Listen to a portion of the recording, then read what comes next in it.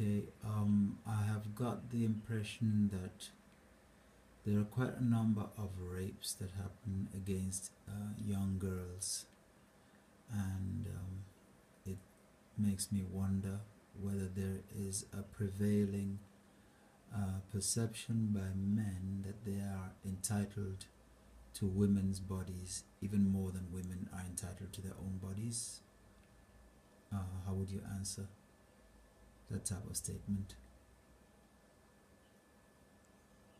There's just no one besides myself as a woman that is entitled to my body, because this is my body and it's my temple and I've been given this body by the Most High. So how on earth can a man feel that he's entitled to my body? I think men are just probably just using their physical strength and some stupid ideas that are filled in their heads to sort of just, and they feel that they've got that sense of entitlement when it comes to women's bodies. But no man has the right to force a woman to do anything that she doesn't want to with her body. It's just not right. If I decide, I think you're free to wear what you want and wear what feels comfortable, what makes you feel comfortable.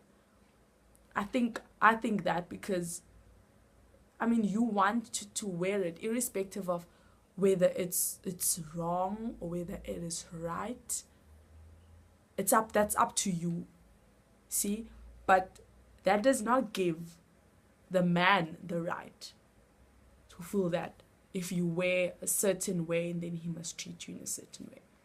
It's totally up to you. I'm not saying that women should be walking around with wearing short mini skirts and having their, like revealing clothes and stuff.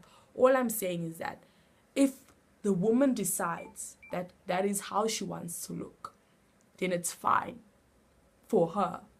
But it does not give the man the right, because she's dressed like that, to violate her body and rape her and things like that. So, where would you think this feeling of entitlement comes from? Is it out of frustration? Does it come from culture? Or does it come from a general degradation in society? Does it come from drugs? What do you think? Where do you think it comes from? All of those things you've mentioned are things that contribute to the fact, because you could find that a man is probably on drugs and that is just how he behaves, or it's from culture. It's things that are put in society, that this is how you should treat the woman. The media, maybe he's frustrated, maybe something like that happened to his mom and it's just his way of, he thinks that he can get back to people. It's all of those things contribute by that. But I think that one of the reason that sort of umbrellas all of that you said is probably the fact that it's society, it's culture, that you are a man and this is how you behave. And so that is just a woman and you can treat her in this way. She just does that and you do this, So that is where I think it comes from. Okay. Great. Soon I will want you to tell a little more of your story, what you're doing to better yourself. And in connection with that, I'd like to ask you whether there are any of the things that you talked about now concerning women that inspire you to pursue your ambitions. Is there something you want to get away from? Are you trying to raise a standard? Basically. Well, when it comes to what I want to do, the only thing that I really want to do is that I want to actually just use the power of storytelling that is my story and other people's story as a tool to create social change.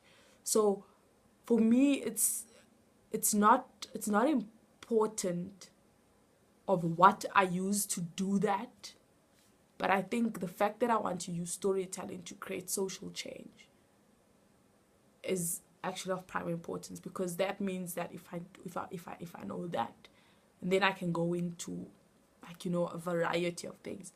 But that is essentially what I want to do. And then I want to use the stories of women, the struggle of the women, and I want to use her story that in a way that will inspire change, because I am inspired by the stories of my mom. What even the women that fought for the fact that I could be here today, and I can work, or I can work and I can do the same things that men do. I want to tell those stories, and I want to use those stories to inspire other women, because those are stories that inspire me. Okay. But there is quite a significant focus in it being coming from a woman's point of view, or the woman experience. Isn't that like right at the core of it? Obviously, because you're a woman, but when you say changing the world or changing the society, is it mainly changing the conditions for women, or are there other issues that you'd say could change which don't necessarily pertain to women or to gender as such? No, I wouldn't say that I want to change it for the woman especially. Yes, she has been through a lot of stuff, and maybe even more than men, because she was a woman. But I want to change things in such a way that she can work together with the man. And I think because those two are the most important things that we have in our society, the man and the woman. So if we can, if I can let these two people work together, and not so that it's not that the not and like not, how can I say this? Not like the man feels that he's got a sense of entitlement towards the woman, and the woman having all her things as well, because I think both parties have got some sort of problem, and just sort of bringing the two together and creating that balance. So you've had both. You've had a negative experience from both and a positive experience from both. Is that what you're trying to say? Yeah. Yeah. Okay. Is there any difference between the negative experience from men and women that you've had? What do you mean? Could you quantify it differently at all? Like any of the hindrances that come from, if say your parents, your mother, your father, is there any difference in ways of negative influence and positive influence? Oh, yeah.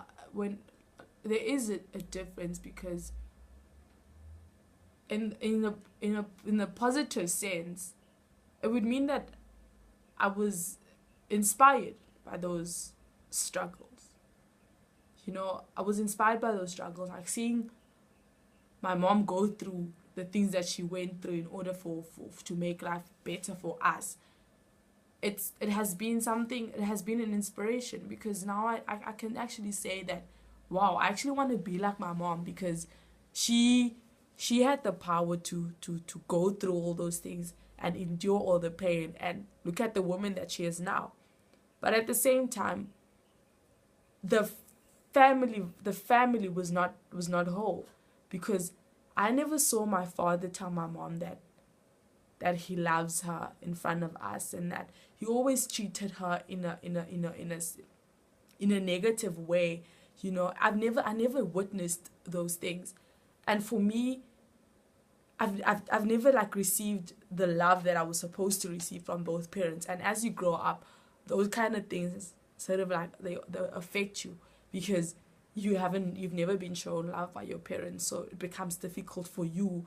Even say when I'll be married one day, I wouldn't really know how to do it, because I've never seen these things happen in my family, and I've never been taught these things. So that's where it basically is. Thank you very much. Take a break.